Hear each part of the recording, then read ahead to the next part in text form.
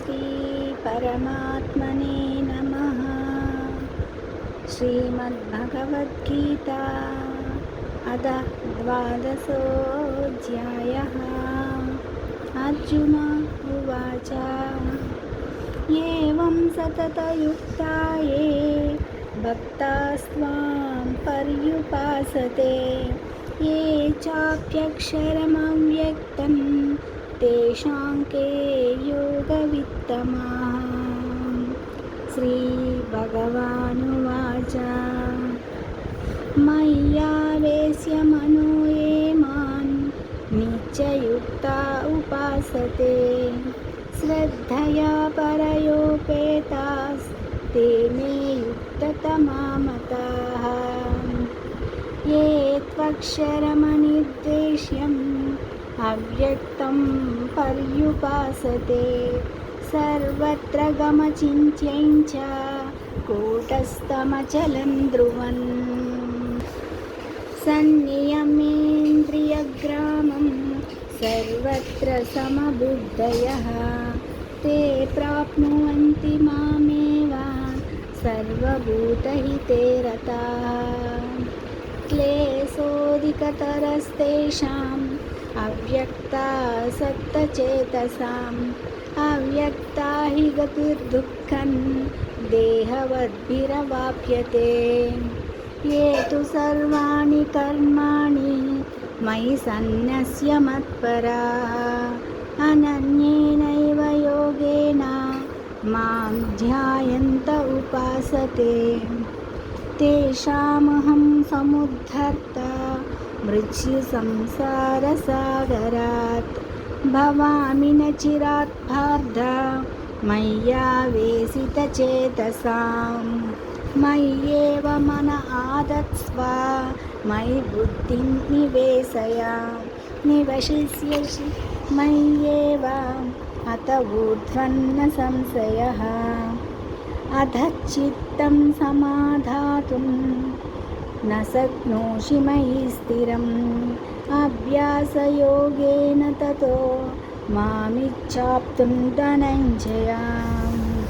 अभ्यासेऽप्यसमर्थोऽसि मत्कर्मा परमो भव मदर्थमपि कर्माणि कुर्वन् सिद्धिमवाप्स्यसि। अधैतदप्यशक्तोऽसि कर्तुं मज्जोगमाश्रितः सर्वकर्मफलत्यागं ततः कुरु यतात्मवान्। श्रेयो हि ज्ञानमभ्यासात् ज्ञानाध्यानं विशिष्यते ध्यानात् कर्मफलत्यागात् शान्तिरनन्तरम्। अद्वेष्टा सर्वभूतानां मैत्रः करुण एव च निर्ममो निरहङ्कारः समदुःखसुखक्षमी सन्तुष्टः सततं योगी यतात्मा दृढनिश्चयः। मय्यार्पितमनो बुद्धिर्यो मद्भक्तः स मे प्रियः। यस्मान्नो द्विजते लोको लोकान्नो द्विजते च यः हर्षामर्षभयोद्वेगैर्मुक्तो यः